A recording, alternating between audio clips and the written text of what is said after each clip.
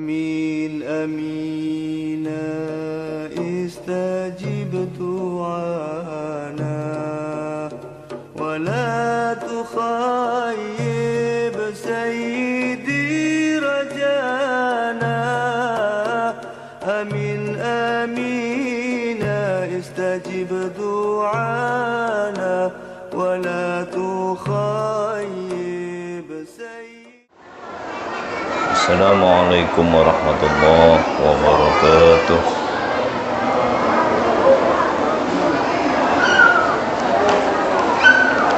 Bismillahirrahmanirrahim. Alhamdulillahi rabbil alamin. Wa bihi nasta'in ala umurid dunya waddin. Al-qail fi kitabihil karim. A'udzu billahi minasy syaithanir rajim. Walaula nafara min kulli firqatin minhum ta'ifatun liyatafaqahu fid-din. Al-ayah. Asyhadu an la ilaha illallah wahdahu la syarika lah wa asyhadu anna sayyidana wa maulana Muhammadan abduhu wa rasuluhu la nabiyya ba'dah. Allahumma shalli wa sallim wa barik ala sayyidina Muhammadin al-qail fima utiya min jawami'il kalim may yuridillahu bihi khairan yufaqihu fid-din muttafaqun alaih wa ala alihi wa ashabihi wa tabi'in wa tabi'it tabi'in wa man tabi'ahum bi ihsanin ila yaumiddin. Wa ba'du, rabbi shrah li sadri wa yassir li amri wahlul 'uqdatam min lisani yafqahu qawli. Rabbi zidna ilma warzuqna fahma. Rabbi yassir wa la tu'assir, rabbi tamim 'alaina bil khair. Allahumma alhimna ilman nafqahu bihi awamiraka wa nawahiyak wa akrimna minka binuril fahmi wa akhrijna min dhulumatil wahmi warzuqna fahman nabiyyina wa hifdzal mursalin wa ilhamal malaikati muqarrabin bi rahmatika ya arhamar rahimin. Amin ya rabbal alamin. Para jamaah yang dirahmati Allah, pertama marilah kita memanjatkan rasa syukur kita kepada Allah Subhanahu wa taala atas limpahan nikmat hidayah inayah, sehingga di petang hari ini, di hari Ahad, kita bisa berkumpul bermuajahah dalam daurah taklim bi ulumi syariah bimanhaj ahli sunnah wal jamaah ala madhab Imam Asy-Syafi'i dalam keadaan sihat wal afiyah. Semoga senantiasa kita dimampukan oleh Allah untuk istiqomah mensyukuri nikmat-nikmatnya, supaya kita termasuk hambanya yang pandai mensyukuri nikmat dan tidak termasuk sebagai hamba yang mengkufuri nikmat yang diancam oleh Allah Subhanahu wa taala dengan siksa yang amat pedih. Dan yang kedua kalinya, marilah kita memanjatkan doa, sholawat dan salam kepada junjungan kita Nabi Agung Muhammad sallallahu alaihi wasallam bi qouli Allahumma shalli wa sallim wa barik ala sayyidina Muhammad wa ala alihi wa sahbihi ajma'in, sebagai manifestasi dari pelaksanaan perintah Allah untuk membaca shalawat dan salam kepada beliau, dan juga sebagai rasa terima kasih kita kepada beliau yang telah memberikan, menyampaikan risalah nubuwah, catatan-catatan kenabian yang berasal dari wahyu Allah Subhanahu wa taala yang berupa dinul Islam wal iman wal ihsan kepada kita sekalian, sehingga kita menjalani hidup ini mempunyai pegangan hidup yang jelas yang telah diwasiatkan oleh beliau, yakni kitabullah wa sunnati rasulih, sehingga kita mempunyai visi misi yang sangat mulia dan sangat berharga sebagai manusia, yakni visi kita adalah kehidupan yang berbahagia di dunia dan di akhirat. Misi kita adalah melaksanakan perintah Allah dan Rasulnya sebaik-baiknya dan meninggalkan larangan Allah dan Rasulnya dengan segala daya upaya yang kita miliki. Mudah-mudahan kita termasuk min ummati Muhammadin yang senantiasa mendapat syafaat beliau dalam kehidupan kita di dunia dan terutama kehidupan kita di akhirat kelak, yakni dikumpulkan oleh beliau dengan umat-umat beliau yang lain di surganya Allah Subhanahu wa ta'ala sebagai umat Muhammad. Amin ya rabbal alamin. Dan selanjutnya marilah kita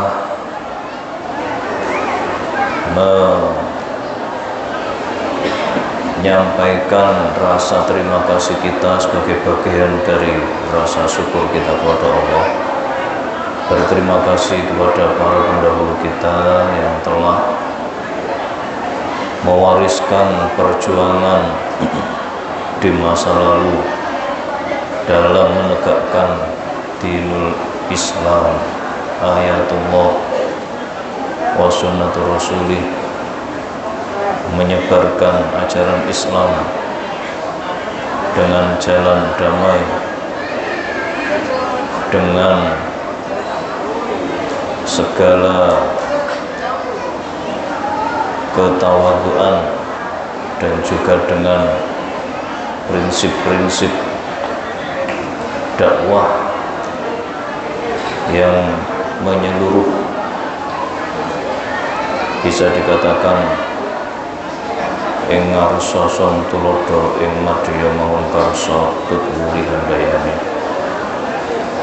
Dalam dakwah para beliau secara terorganisir, yakni para wali songo yang dipimpin oleh Murabi Ruhina Raden Ahmad Rahmatullah Sana Ampel. Dan salah satu bukti perjuangan para beliau yakni berdirinya Masjid Ampel yang kita cintai dan kita banggakan ini, dan pada hari ini kita gunakan untuk tarbiyah dan dakwah Islamiyah secara rutin. Mudah-mudahan perjuangan beliau diterima oleh Allah Subhanahu wa ta'ala dengan penerimaan terbaik, dan kita bisa mewarisi semangat perjuangan para beliau dengan meneruskan perjuangan beliau-beliau, mengajak keluarga kita, lingkungan kita untuk mengikuti jejak beliau-beliau dalam memperjuangkan Islam yang toleran, Islam yang bisa membaur dengan masyarakat, Islam yang bisa merubah nilai-nilai non-Islam menjadi nilai-nilai Islami dalam segi budaya dan lain sebagainya, sehingga hingga detik ini kita menjalani Islam kita dengan penuh damai, penuh toleransi, tidak ada insiden-insiden, tidak ada gesekan yang berarti, semua masalah bisa diselesaikan dengan baik-baik. Dan ini sudah berlangsung ratusan tahun di daerah kita ini. Mudah-mudahan kondisi seperti ini terus senantiasa lebih baik lagi dan mendapat ridha Allah Subhanahu wa taala ila yaumil qiyamah. Amin ya rabbal alamin. Ala hadhihi niyyah wa ala kulli niyatin shalihah. Syafa'ati Rasulullah Muhammad sallallahu alaihi wasallam. Al-Fatihah. Alhamdulillahirabbil alamin. Iyyaka na'budu wa iyyaka nasta'in. Ihdinas siratal mustaqim, siratal ladzina an'amta 'alaihim. ثم توسلا إلى حضرة نبينا وشفيعنا وقرة أعيننا محمد صلى الله عليه وسلم وعلى آله وأصحابه وذريته وأهل بيته وإخوانه وآبائه من الأنبياء والمرسلين وآل كل وأصحاب كل والتابعين وتابع التابعين ومن تبعهم بإحسان إلى يوم الدين. لهم الفاتحة. أعوذ بالله من الشيطان الرجيم. بسم الله الرحمن الرحيم. الحمد لله رب العالمين الرحمن الرحيم مالك يوم الدين. إياك نعبد وإياك نستعين. اهدنا الصراط المستقيم صراط الذين أنعمت عليهم غير المغضوب عليهم ولا الضالين. آمين. ثم إلى جميع ملائكة الله أينما كانوا من ملائكة الأرض والسماوات خصوصا لجميع ملائكة المقربين وقربين وحملة العرش خصوصا لسيدنا جبريل عليه السلام وسيدنا ميكائيل عليه السلام وسيدنا إسرافيل عليه السلام وسيدنا إسرافيل عليه السلام. لهم الفاتحة. أعوذ بالله من الشيطان الرجيم. بسم الله الرحمن الرحيم. الحمد لله رب العالمين الرحمن الرحيم مالك يوم الدين. إياك نعبد وإياك نستعين. اهدنا الصراط المستقيم صراط الذين أنعمت عليهم غير المغضوب عليهم ولا الضالين. آمين. ثم إلى جميع أرواح أولياء الله أينما كانوا خصوصا لسيد الأولياء الشيخ عبد القادر الجيلاني ولجميع أولياء جزيرتنا نusantara ونخص لجميع أرواح أولياء التسعة خصوصا لمربي روحنا Raden Rahmatullah Sunan Ampel wa asulihim wa qur'im wa dzurriyyatihim wa man lahu hukukun alaihim wa man intasaba ilaihim wa salaka masalikahum wa tariqatihim. Lahumul Fatihah. A'udzu billahi minasyaitonir rajim. Bismillahirrahmanirrahim. Alhamdulillahi rabbil alamin arrahmanir rahim maliki yaumiddin. Iyyaka na'budu wa iyyaka nasta'in. Ihdinas siratal mustaqim siratal ladzina an'amta 'alaihim ghairil maghdubi 'alaihim waladdallin. Amin.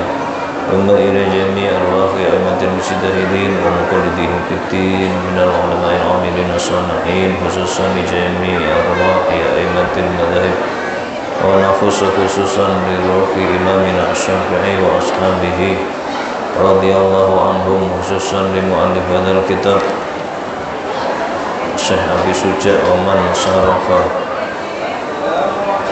Dr. Mustafa Dibulwa وجميع أرواح مشايخنا وأساتذتنا ومعلمنا ومن انتسب إليهم ومن سلك مسالكهم وطريقتهم من طريقة التعليم والتعلم والتربية الإسلامية والدعوة الإسلامية والجهاد في سبيل الله. وإلى جميع أرواح مؤسسين المؤسسة الدعوة الإسلامية والجمعية الحركة الإسلامية وخصوصا مؤسسين جمعيتنا نهضة العلماء. لهم الفاتحة. أعوذ بالله من الشيطان الرجيم. بسم الله الرحمن الرحيم. الحمد لله رب العالمين الرحمن الرحيم مالك يوم الدين. إياك نعبد وإياك نستعين. اهدنا الصراط المستقيم صراط الذين أنعمت عليهم غير المغضوب عليهم ولا الضالين. آمين. ثم إلى جميع أرواح آبائنا وأمهاتنا وأجدادنا وجداتنا ومن له حق علينا من ذرياتنا جميع أرواح إخواننا الذين سبقونا بالإيمان ولجميع أرواح المؤمنين والمؤمنات والمسلمين والمسلمات أينما كانوا مشارق الأرض مغاربها برها بحرها من لدن آدم إلى يوم القيامة وخصوصا لجميع أرواح أهل مقبرة حنبل وغيره من المقابر في دائرة Surabaya وغفر الله ذنوبهم ورفع ضريحهم ورفع درجاتهم. لهم الفاتحة. أعوذ بالله من الشيطان الرجيم بسم الله الرحمن الرحيم الحمد لله رب العالمين الرحمن الرحيم مالك يوم الدين إياك نعبد وإياك نستعين اهدنا الصراط المستقيم صراط الذين أنعمت عليهم غير المغضوب عليهم ولا الضالين آمين ولنيات قبول حاجاتنا من حوائج الدنيا والآخرة بسر الفاتحة أعوذ بالله من الشيطان الرجيم بسم الله الرحمن الرحيم الحمد لله رب العالمين الرحمن الرحيم مالك يوم الدين إياك نعبد وإياك نستعين اهدنا الصراط المستقيم صراط الذين أنعمت عليهم غير المغضوب عليهم ولا الضالين آمين. Alhamdulillah mudah-mudahan diterima oleh Allah Subhanahu wa taala. Marilah kita lanjutkan kajian kita di fasal yang kemarin tentang kismah, yakni tentang pembagian-pembagian bagi sesuatu kepada yang berhak. Bismillahirrahmanirrahim. Qala mu'allif rahimahullahu ta'ala wa nafa'ana bihi wa bi'ulumihi wa asrarihi wa barakatihi fid dharain amin. Kita lanjutkan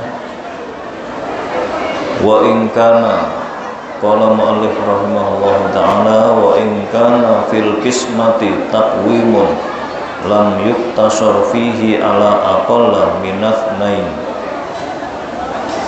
Apabila barang yang akan dibagi itu butuh ditaksir harganya, barang yang akan dibagi butuh ditaksir harganya, ya, maka tidak boleh tidak di sana harus melibatkan dua orang penaksir harga minimal, alal akol minimal minat nain orang dua. Umpama saja kita mau membagi sebuah rumah atau sebidang tanah gitu ya, kita butuh penaksir harga dari rumah atau tanah tadi, maka penaksiran itu bisa diterima oleh syariah kalau juru taksirnya itu minimal dua pihak. Ya, umpama kita menggunakan jasa bank, ya, penaksir harga dari pihak bank dan penaksir harga dari pihak pajak, nah, itu boleh. Ya, mereka keduanya kan bukan dari hakim, ya, bukan hakim. Nah, itu umpama kita menggunakan hanya dari pihak bank saja tidak boleh, itu tidak diterima syariat penaksiran harganya, ya. Umpama jadi minimal ada dua pihak, tiga pihak boleh, empat pihak boleh, minimal dua pihak. Karena ketika melibatkan lebih dari satu pihak, maka penaksiran harga akan dipandang lebih fair, tidak ada pihak-pihak yang akan dirugikan, ya. Terhindar dari rekayasa harga yang bisa merugikan salah satu pihak. Tapi kalau umpama yang menaksir harga ini dari pihak pengadilan, dari pihak hakim, dari pihak qadhi, maka satu pihak qadhi itu sudah cukup, ya. Dari hakim itu sudah cukup, karena hakim itu adalah pihak yang paling kita percaya dalam masalah penyelesaian hukum syariah. Kita harus punya kepercayaan itu, harus punya kepercayaan itu. Karena memang hakim dalam syariat itu diatur sedemikian rupa sehingga hakim ini jauh dari orang-orang yang fasik, jauh dari orang-orang yang tidak kompeten. Tidak mungkin orang yang tidak paham tentang syariat menjadi hakim syariah. Ya, tidak mungkin, karena kriteria atau syarat-syaratnya sudah disebutkan dulu-dulu itu ya, kemarin-kemarin, termasuk kompetensinya, kemampuannya dalam menguasai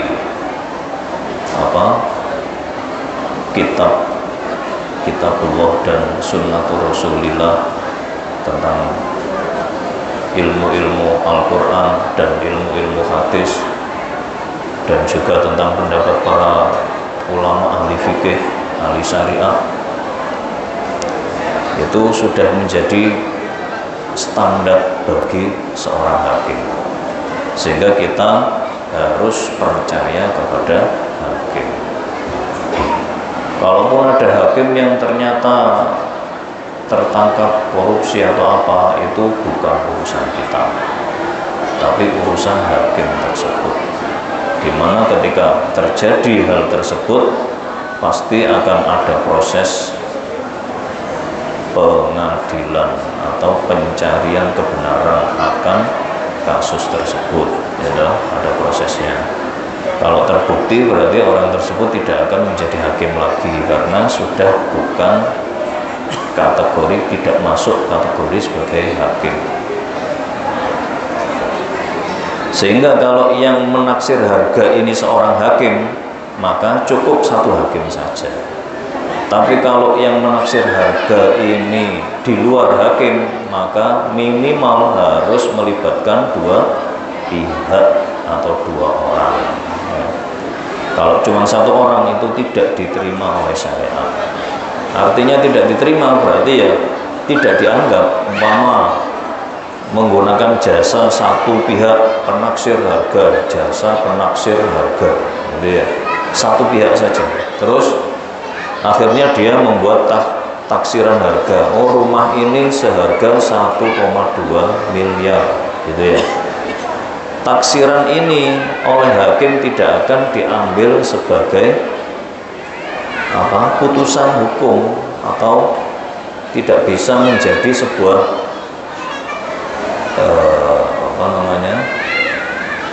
yang nantinya itu menjadi alat pengadilan di pengadilan, tidak bisa. Jadi hakim akan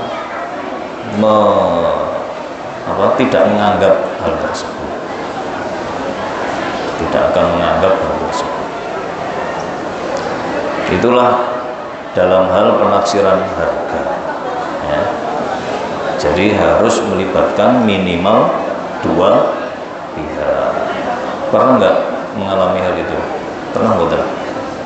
Mengalami menaksir sebuah rumah atau pekarangan menggunakan jasa penaksir harga. Kalau saya pernah,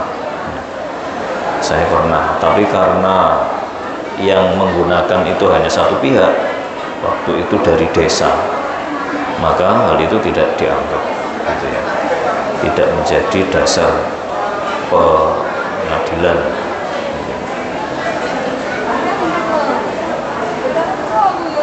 Itulah hal yang berhubungan dengan penaksiran harga. Kita lanjut. Mu'allif dawuh, wa idza ta'a ahadus syarikaini syarikahu ila qismati ma la darara fihi lazimal akharu ijabatuhu. Apabila dalam hal serikat atau kepemilikan bersama, ya, kepemilikan bersama ini minimal ada dua pemilik, minimal, bisa lebih, ya. Terus salah satu pihak dari pemilik serikat tadi itu menginginkan untuk dibagi hartanya, dibagi kepemilikan bersamanya. Bagaimana hal tersebut? Kalau memang tidak ada bahaya, la darara fihi, tidak ada yang bisa merugikan pihak lain atau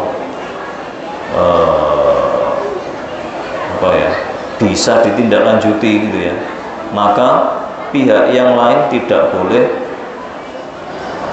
menolaknya. Pihak yang lain tidak boleh menolaknya. Lazimal akhara ijabatuhu. Tapi kalau ternyata yang dibagi itu dzaror, mengandung dzaror. Maksudnya mengandung dzaror ini apa? Bisa menimbulkan kesulitan-kesulitan. Umpama sebuah cincin ini dimiliki oleh 2 orang karena dulu belinya 2 orang gitu ya. Cincin kan kecil gitu ya. Terus satu pihak dari salah satu pemilik ini minta dibagi saja cincin ini. Dzaror enggak ini? Sebuah cincin dibagi, bisa enggak? Tidak bisa. Itu yang dimaksud dzaror di sini ya. Jadi kalau dibagi, benda ini akan tidak bernilai, kehilangan nilainya. Seperti cincin tadi itu yang mestinya umpama cincin yang mahal, batunya, permatanya apa gitu ya. Dulu belinya patungan, mungkin harganya 20 juta, akhirnya patungan 2 orang ini 10 jutaan. Terus salah satu pihak ini karena ini belum laku atau bagaimana, ingin dibagi saja ini cincinnya ini, kesuwen. Saya selak butuh dana, umpama gitu ya. Minta dibagi, dibelah cincinnya ini. Lah ini maka dzaror ini. Tapi kalau tidak menimbulkan dzaror, umpama saja kita bagi hasil penjualannya, nah beda lagi ya. Jadi dijual dulu, pada saat itu laku berapa, ditaksir harganya, mengundang 2 orang menaksir harga, terus ditawarkan ke pihak yang satunya, mau nggak ngejoki, nah itu boleh ya. Setelah ditaksir harga terus dijoki, lebihan harganya itu boleh karena tidak dzaror. Tapi kalau maksa dibagi 2, dibelah 2 cincinnya itu, lah ini dzaror namanya ya. Karena ketika dibagi, cincin yang tadinya berharga menjadi tidak berharga ya. Atau rumah yang besar, nah ini kan bisa dibagi ya. Maka ketika salah satu pihak dari pemilik rumah ini ingin dibagi, maka pihak yang lain tidak boleh menolaknya.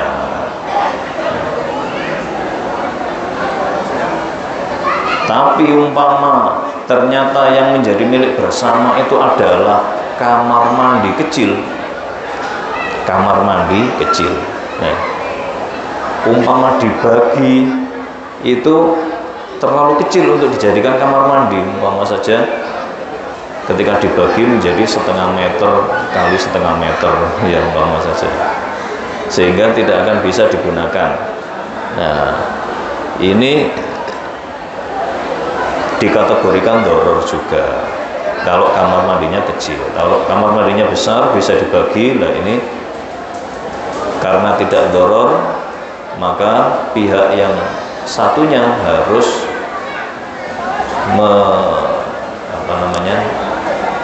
mengabulkan permintaan tersebut. Seperti itu ya, tentang pembagian. Yang mana hal itu kalau terjadi saat ini, kita punya banyak alat hukum yang bisa kita gunakan, entah itu pengadilan negeri ataupun pengadilan agama. Bahkan mulai dari tingkat desa biasanya itu mereka mau memfasilitasi dalam hal-hal seperti itu ya, karena mereka biasanya dilibatkan oleh badan-badan terkait, kayak pengukuran lahan yang dibagi itu biasanya jalur dari proses itu melalui dari tingkat desa dulu. terus naik sampai ke pihak yang berwenang, umpamanya kayak BPN gitu ya. Akhirnya diukurlah oleh pihak yang berwenang mewakili negara, seperti itu. Kita lanjutkan, faslun wa idza kana ma'al mudda'i bayyinatun sami'ahal hakim wa hakama lahu biha. Ini berkenaan dengan proses pengadilan oleh qadhi. Ketika seorang pendakwa ini yang menuntut, wa idza kana ma'al mudda'i bayyinatun, seorang pendakwa ini punya saksi, punya bukti, sami'ahal hakim wa hakama lahu biha, maka hakim harus mendengarkannya, menerimanya, dan mengambil keputusan berdasarkan bayyinah tersebut. Sehingga orang yang mendakwa, menuntut itu karena pada prinsipnya penuntut ini adalah orang yang tidak sesuai dengan kenyataannya, ya, orang yang tidak bersesuaian dengan kenyataan. Umpama ada sebidang tanah dimiliki oleh si A, yang menuntut si B. Nah, dalam kenyataannya tanah ini milik siapa? Milik si A, gitu. Sementara yang mendakwa, menuntut itu pada kenyataannya memiliki tanah tersebut enggak? Tidak, ya. Karena dia tidak memiliki tanah itu, makanya dia menuntut untuk menjadi pemilik tanah tersebut. Nah, karena ini tidak sesuai dengan kenyataan, maka langkah pertama dari seorang penuntut, dia harus menghadirkan saksi ataupun menghadirkan bukti, ya. Maka si penuntut ini umpama sebidang tanah tadi dituntut, otomatis dia harus bisa menunjukkan bukti kepemilikan atas tanah tersebut berupa apa, gitu. Entah itu sertifikat, entah itu petok D dan lain-lain, ya, yang mengatasnamakan atau yang beratas nama dia si penuntut. Kalau ternyata yang memiliki tanah, menguasai tanah ini nantinya tidak bisa membuktikan sebagai pemilik tanah, berarti nanti hakim harus memutuskan sesuai dengan bayyinah yang dibawa oleh penuntut, ya. Berarti hakim nanti akan memutuskan bahwa tanah ini milik si B yang menuntut tadi, ya. Meskipun sebelumnya sudah dikuasai oleh si A. Kenapa kok hakim memutuskan itu? Karena si B, si penuntut, bisa membuktikan bahwa dia adalah pemilik tanah tersebut.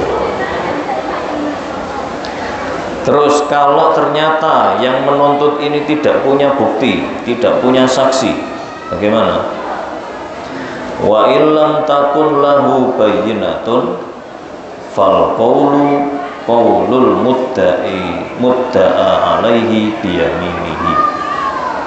Kalau ternyata orang yang menuntut tadi itu tidak bisa menghadirkan bukti atau saksi, maka pihak hakim akan meminta pihak yang dituntut ini untuk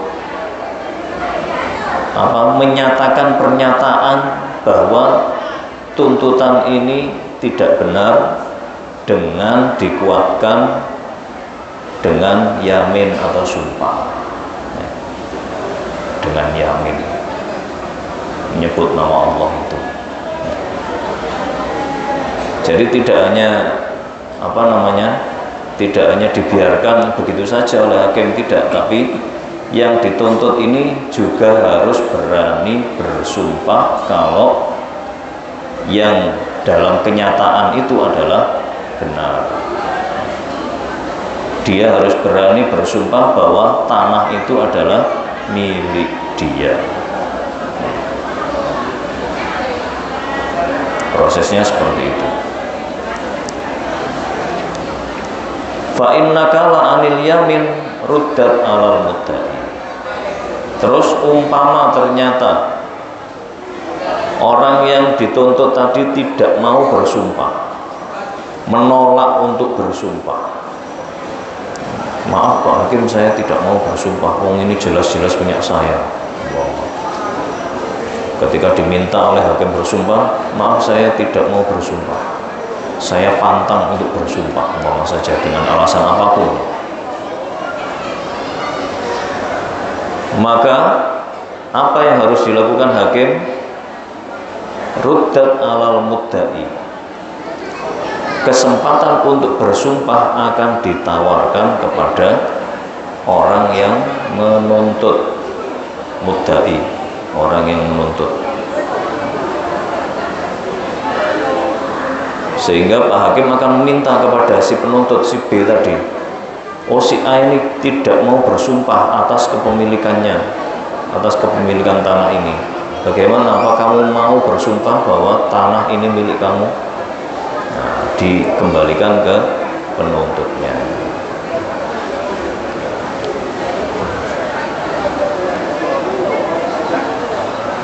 Kalau ternyata si penuntut tadi berani bersumpah, fayahlifu, maka hakim akan memutuskan bahwa yang berhak atas tanah tadi adalah si penuntut, wayastahiqu, karena dia menguatkan tuntutannya dengan sumpah, sementara yang dituntut tidak mau bersumpah. Jadi di sini nilai dari sebuah sumpah. Ketika ada kasus, ketika ada perselisihan di antara pihak-pihak, maka di sini sumpah bisa menjadi penguat hukum atau bisa menjadi sumber keputusan Pak Hakim untuk memutuskan hukum yang sesuai syariat.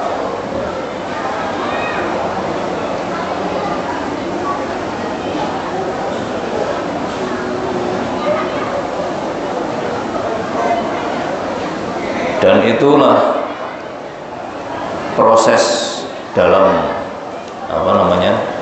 pengadilan yang pernah dilakukan oleh Nabi, di mana Nabi akan meminta orang yang menuntut itu untuk membawa bukti atau saksi, dan yang dituntut itu harus berani bersumpah untuk melawan tuntutan tersebut. Kalau ternyata yang dituntut tidak mau bersumpah, maka yang menuntut ini bisa mengambil sumpah untuk menguatkan tuntutannya, dan disitulah nanti hakim akan memutuskan. Jadi sederhana seperti itu.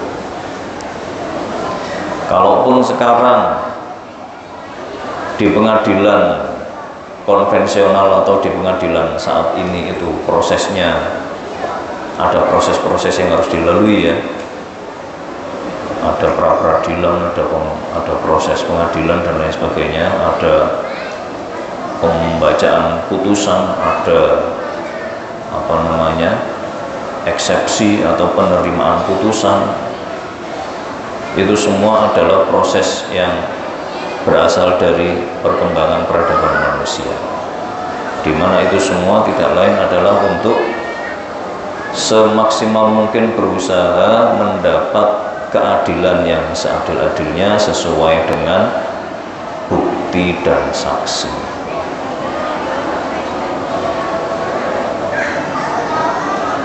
Dan itu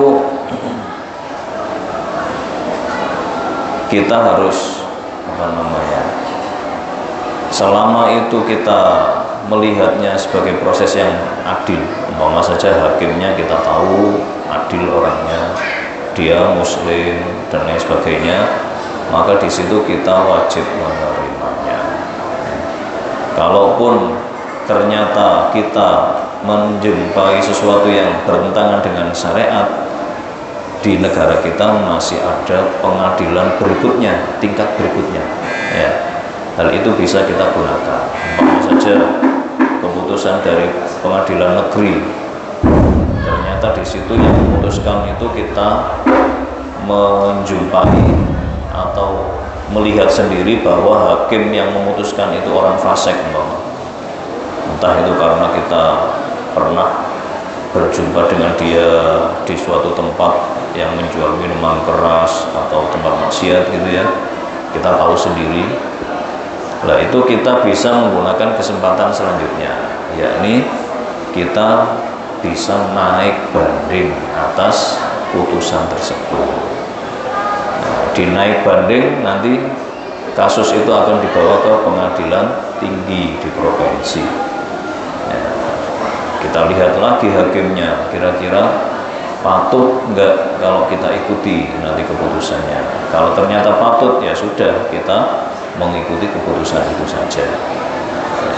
Dan itu kita lakukan demi menjalankan syariat ya, bukan yang lainnya, demi menjalankan syariat. Ketika kita menjalankan syariat, itu berarti kita melakukan ibadah ya. Kita melakukan ibadah. Ibadah adalah bagian dari ketakwaan kita kepada Allah. Semoga itu ulasan yang singkat bermanfaat bagi kita. Wallahu a'lam.